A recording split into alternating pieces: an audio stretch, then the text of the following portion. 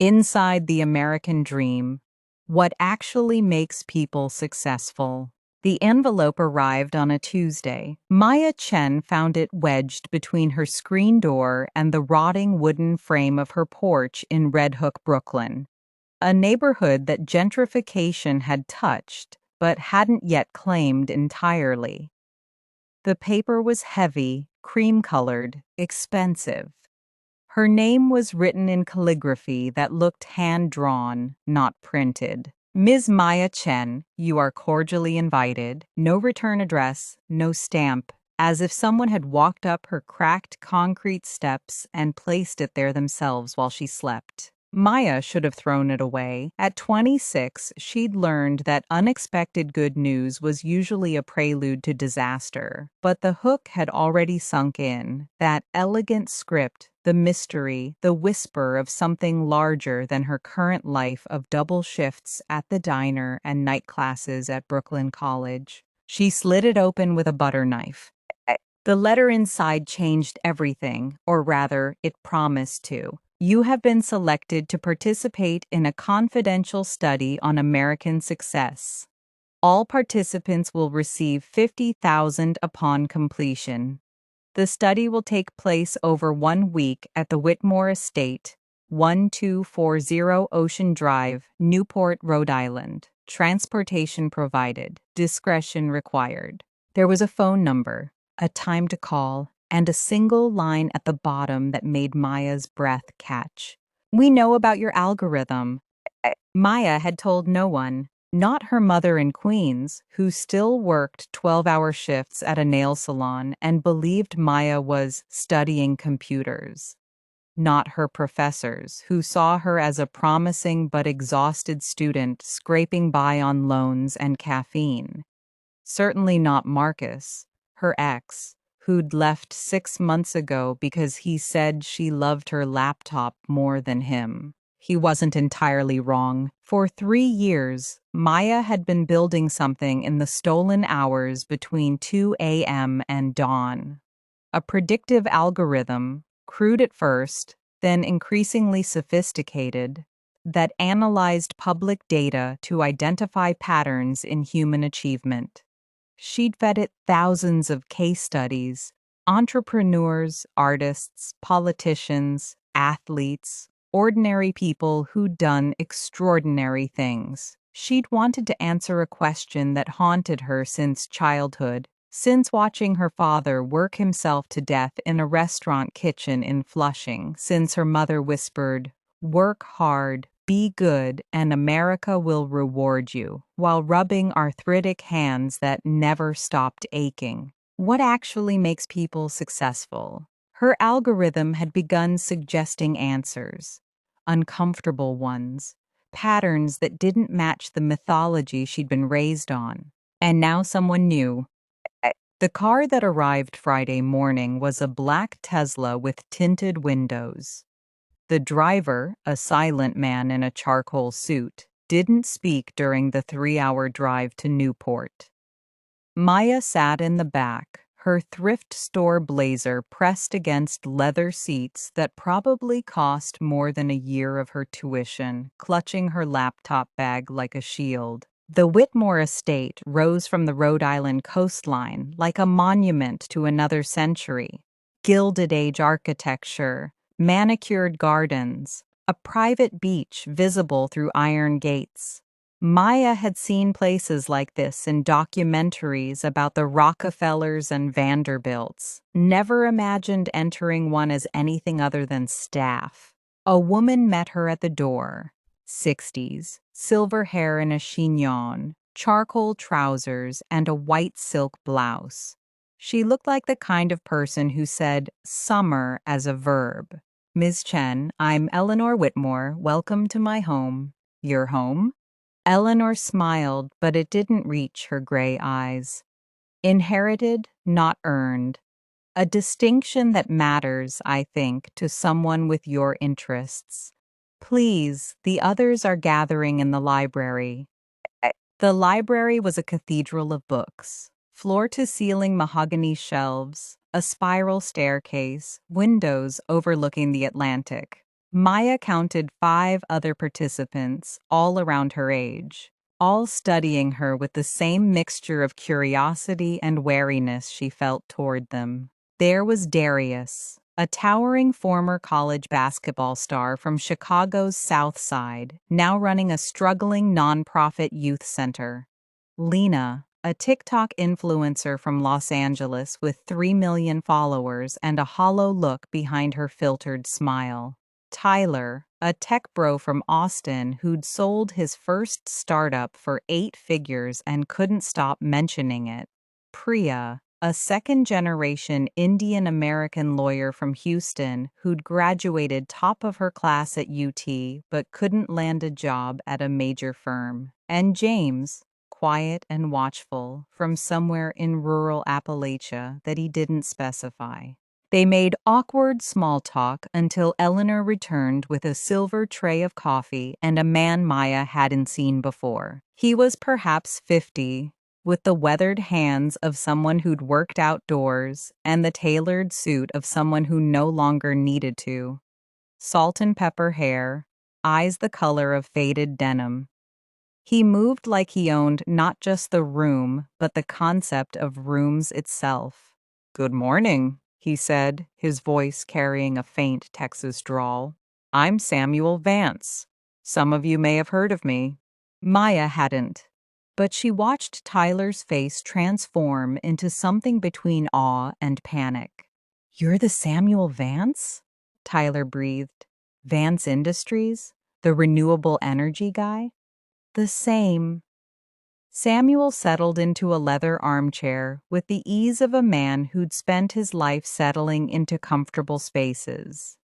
"I built my first wind farm when I was 32, sold it for $400 million, built 3 more, sold those too. Now I mostly give money away and annoy politicians." He smiled, and this time it reached his eyes. "Eleanor and I have known each other since we were young and stupid. We share an obsession, and we've spent 20 years and approximately $40 million indulging it." He leaned forward. "We want to understand success, real success, not the Instagram version, not the Forbes list fiction, the actual mechanics of how human beings achieve extraordinary things in this country." Maya felt her pulse accelerate. "That's what my algorithm—" "Yes," Samuel interrupted gently. "We know. That's why you're here, Ms. Chen. All of you represent different data points, different American stories. Over the next week, we're going to test a theory." "Which is?" Lena asked, her voice surprisingly small without a filter between her and the world. Samuel and Eleanor exchanged a look. "That everything you think you know about success is wrong," Eleanor said. The first day, they talked. Samuel and Eleanor had designed the week as a series of revelations, each building on the last. They started with stories, their own, brutal and unvarnished. Samuel had grown up dirt poor in West Texas, the son of an alcoholic father and a mother who cleaned houses. He'd been arrested at 16 for stealing copper wire. At 20, he'd been working oil rigs, covered in someone else's filth, when he'd watched a bird die in an oil spill.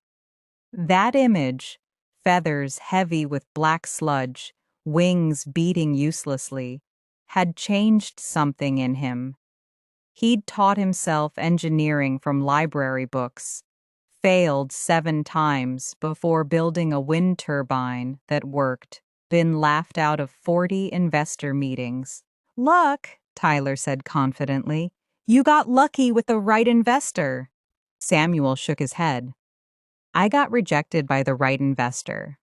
The 41st guy saw my failure record and said, 'Anyone who fails 7 times and keeps going is either insane or knows something I don't. I'll bet on insane.' He gave me $50,000. I made him $40 million.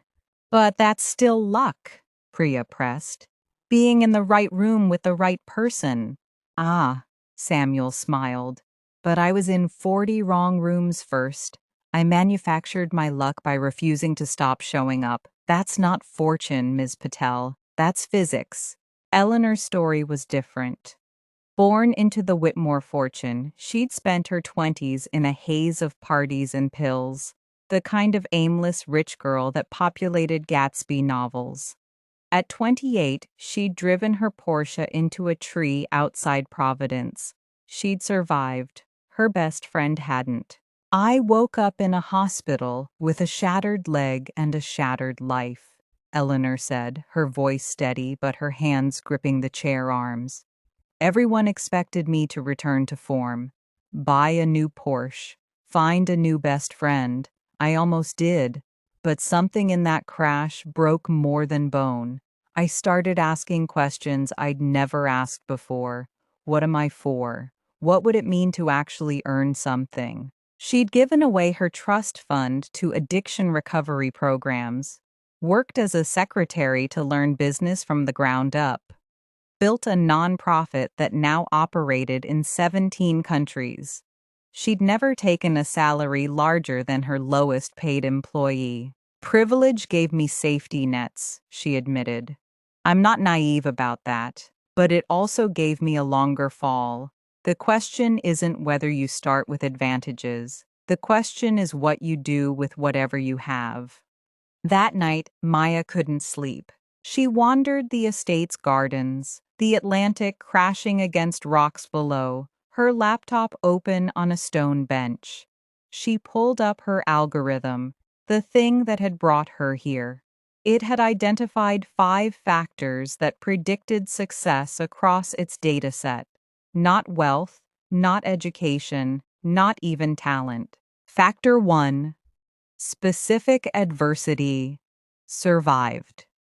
Not trauma for trauma's sake, but a particular crucible that forged an identity around overcoming. Factor 2. Network intersection. The ability to connect disparate social worlds, to be a bridge rather than a node. Factor 3. Productive obsession. A focused, sustained attention to a specific problem or skill, often appearing as eccentricity to outsiders. Factor 4. Strategic generosity. Giving without expectation of return, but with intentionality about where resources flowed. Factor 5. Narrative control. The ability to frame one's own story, to shape how others perceived your journey. She'd never shared these with anyone. They felt too raw, too much like dismantling the American dream's pretty packaging to reveal the machinery inside. Can't sleep? She startled. James stood at the garden's edge, hands in his pockets, silhouetted against the moonlit water. Your algorithm, he said, not waiting for her answer. I looked you up. Or rather, I looked up why someone like you would be invited somewhere like this. Someone like me? Poor, Asian, woman, first generation. The statistics say you shouldn't be here. The statistics say you should be working retail or married to someone who is. He said it without cruelty, as if reciting weather data. But here you are, with something powerful enough to attract Samuel Vance's attention. Maya closed her laptop. And you? What's your story, James? You haven't shared much. He was quiet for a long moment. My father mined coal in West Virginia for 30 years. Black lung killed him at 54. I got a scholarship to Penn State, the first in my family to go to college. Graduated into the 2008 recession, couldn't find work, moved back home, watched my town die opioid by opioid. He kicked at a pebble. Then I started asking questions. Why do some towns die and others transform? What makes people stay versus leave? I've spent 10 years studying economic resilience in Appalachian communities.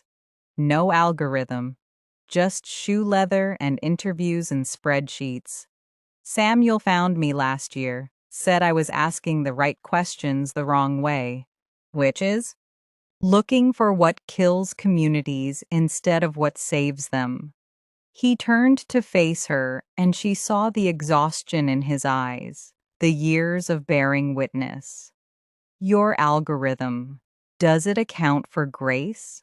For the moments when people succeed, not because of anything they did, but because someone saw something in them they couldn't see themselves. Maya thought of her high school math teacher, Mrs. Okonkwo, who'd stayed after school for 2 years to prepare her for the SATs. Of the stranger who'd paid her first semester's community college tuition, anonymous, no strings attached. Of the diner manager who'd let her study between shifts even when it meant slower service. I don't know, she admitted. I built it to find patterns. Grace might be the space between patterns. James nodded slowly. Maybe that's where the real story is. The second day brought the exercise. Samuel gathered them after breakfast, his energy electric. Today, we test something. Each of you has a resource the others need. You have until dinner to negotiate exchanges. No money, no outside contact. Just what you bring to the table. Maya had brought her algorithm, obviously. Darius had connections to professional athletes who could endorse products. Lena had an audience of millions. Tyler had technical expertise and coding skills. Priya had legal knowledge and an analytical mind. James had deep community relationships and research data from 10 years in Appalachia. Eleanor watched from the corner, silent. The negotiations began chaotically. Tyler tried to dominate, offering to build apps for everyone in exchange for everything. Lena initially undervalued her audience, treating it as superficial until Priya pointed out that influence was the modern form of capital. Darius struggled to translate his physical world network into digital era value. Maya found herself paired with James by default. Neither of them fought for attention in the scrum. What do you actually need? James asked her. Validation, she said, surprising herself. I need to know if my algorithm works outside my dataset, if it predicts anything real. And what do you have that I need? She thought about it. A framework. Your research is deep but scattered. I could help you organize it, find the patterns you've been missing. They worked through lunch, Maya's structured thinking complementing James's narrative richness. By afternoon, they'd built something new, a model that combined quantitative prediction with qualitative depth, her algorithms fed by his stories given structure by her math. The others noticed. Tyler tried to buy in with promises of venture capital. Lena offered exposure. But Maya and James had built something they didn't want to sell. At dinner, Samuel asked for results. The other pairs had made transactional exchanges. Darius got a website, Tyler got athlete contacts, Priya got marketing advice, Lena got legal documents. Useful, but finite. Maya and James had built a methodology. This, Samuel said, holding up their shared document, is what we're talking about. Not zero-sum exchange, synergy. You two started with less apparent value than the others by conventional metrics, but you created something larger than either of you possessed alone. Eleanor added, success isn't accumulation, it's multiplication. The ability to combine with others in ways that produce outcomes none could achieve individually. Maya looked at James. He was smiling, the first genuine smile she'd seen from him. She realized she'd been staring and felt heat rise to her cheeks. He noticed. His smile softened into something else. The third day, they failed. Samuel had arranged for each participant to attempt something they'd never done before, something just beyond their capability. Tyler had to cook a meal for 12. Lena had to solve a complex logic puzzle without digital assistance. Darius had to write and deliver a persuasive speech. Priya had to paint a portrait. James had to code a simple program. Maya had to sing in front of the group. She hadn't sung since high school choir, since her father's death, since she'd decided that practical pursuits were the only luxury allowed to someone with her responsibilities. Her voice cracked on the first note. She forgot the lyrics.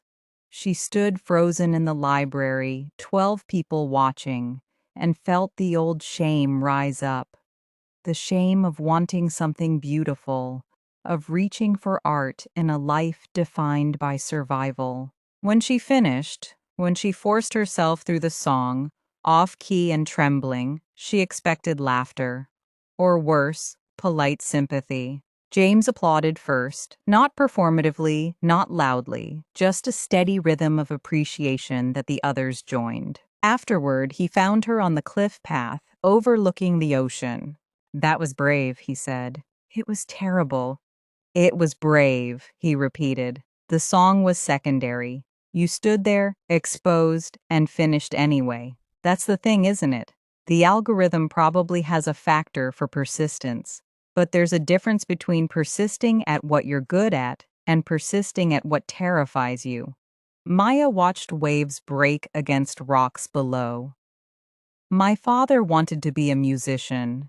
In China, before they immigrated, he played erhu. He never touched it after coming to America. Said there was no time for dreams when survival was at stake. He died never having played again. And you think you're betraying him by wanting more than survival? I think I'm terrified that if I reach for more, I'll lose what I have. That the ground will open up and swallow me for being ungrateful, for wanting too much." James was quiet for a moment. Then, "My father used to say that coal mining was honest work, and honest work was enough. He was proud of what he did. But I watched him die slowly, year by year, lungs filling with dust, and I thought, honest work killed him. Not dramatically, not immediately, just gradually, inevitably, because he'd never imagined anything else was possible." He turned to her. "I'm not sure the American dream was ever about getting rich. I think it's about the possibility of becoming someone your circumstances said you couldn't be. The tragedy isn't that most people fail.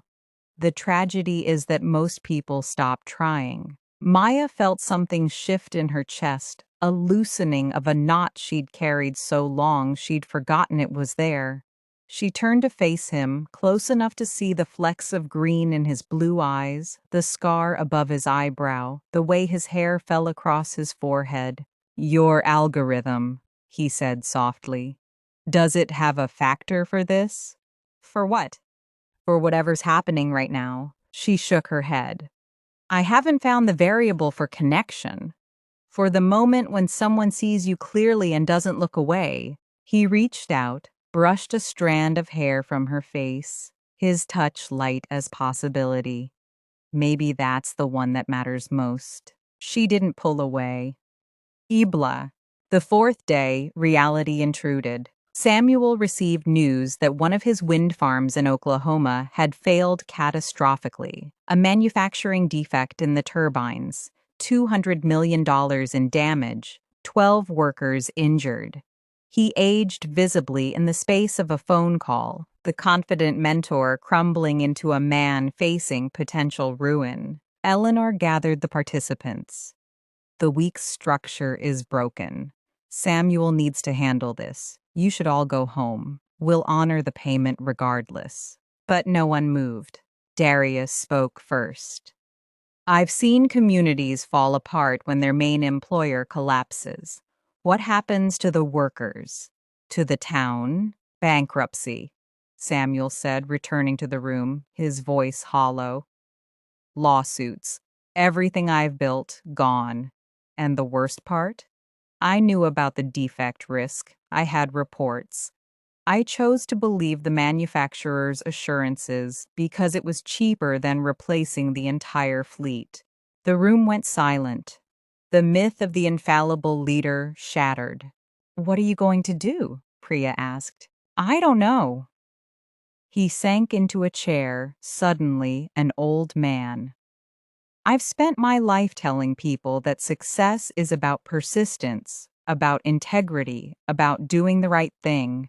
And here I am, facing the consequences of cutting corners."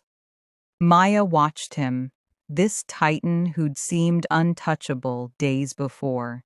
She thought of her algorithm, its cold identification of patterns. It would have predicted this.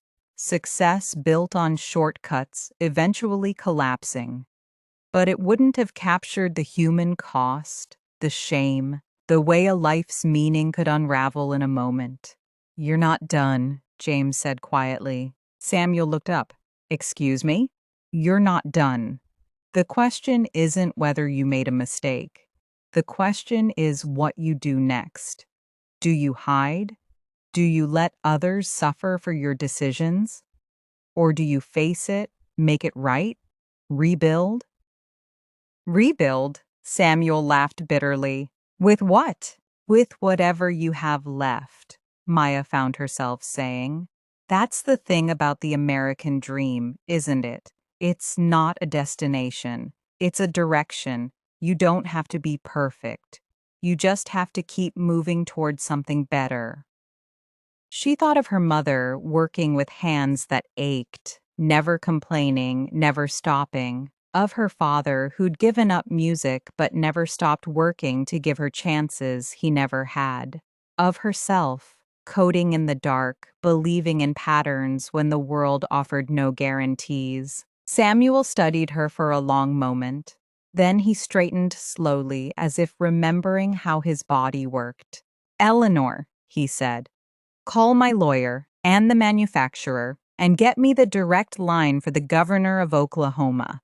If I'm going down fighting for the people I put at risk, not hiding in a Newport estate." The participants spent the rest of the day helping, Priya reviewing liability documents, Tyler setting up a crisis communication website, Darius using his athlete contacts to generate positive media attention, Lena crafting an honest narrative about corporate accountability. Maya and James worked through the night, Maya's algorithm identifying the optimal strategy for Samuel to survive the crisis while maximizing restitution to affected workers. It wasn't the week they'd planned, but it was real. The fifth day, Samuel left for Oklahoma. Before he went, he gathered them one last time. "I invited you here to teach you about success. Instead, you reminded me what it actually means. It's not the absence of failure. It's the refusal to let failure define you. It's not individual achievement. It's what you build with others. It's not arriving somewhere safe. It's keeping moving towards something true." He looked at each of them in turn. "Darius, you have the heart of a leader and the humility to serve. Don't let the world's metrics diminish what you're doing in Chicago. Lena, your platform is real power. Use it for something that feeds your soul, not just your metrics. Tyler, intelligence without wisdom is a loaded gun. Learn to listen. Priya, the system is rigged against you in ways it wasn't against your predecessors. Your persistence in the face of that injustice is itself a victory. James and Maya." He paused, a knowing smile touching his lips. "You found something in each other that neither of you could build alone. That's rare. That's precious. Don't waste it analyzing it to death." He embraced Eleanor, held her longer than necessary, then walked to the waiting car without looking back. The sixth day, the participants began leaving. Tyler offered Maya a job at his new startup. She declined. Lena wanted to feature her algorithm on her channel. She asked for time to think about it. Darius invited everyone to visit his youth center. They promised they would. Priya was the last to go besides Maya and James. At the door, she turned back. You know what I realized this week? Success isn't a ladder. It's a web. We're all connected, pulling each other up or down. I spent so long trying to climb alone. I forgot that the view from the top is meaningless if no one shares it. Then it was just Maya and James, standing in the grand foyer as the sun set over the Atlantic, painting the ocean in shades of gold and blood. What now? He asked. I have to finish school, figure out if my algorithm has any real value, try to build something that matters. And us? She turned to face him. I don't know. My algorithm doesn't have a variable for this. For two people from different worlds finding each other in a third place. For the way you look at me like I'm already enough. He took her hand. Then maybe we figure it out together. Not as an equation, as an experiment.